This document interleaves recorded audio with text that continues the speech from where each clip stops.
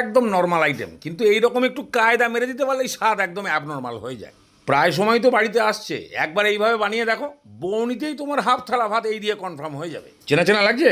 লাল শাক গো, যতটা পারবে ঝিরি করে কেটে ভালো করে ধুয়ে জল ঝরিয়ে ফেলো।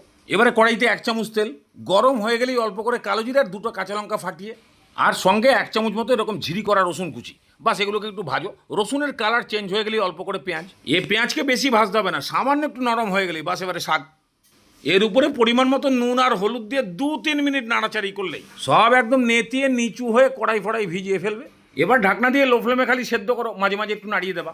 সেদ্ধ হতে হতে অ্যাবনর্মাল মশলাটা এবারে বানিয়ে ফেলো। 2 চামচ সাদা তিল, না হলে মাইনে যদি বেশি পাও এর বদলে তুমি 2 চামচ পোস্তও নিতে পারো, আর 5 টাকার মতো এরকম ভাজা বাদাম।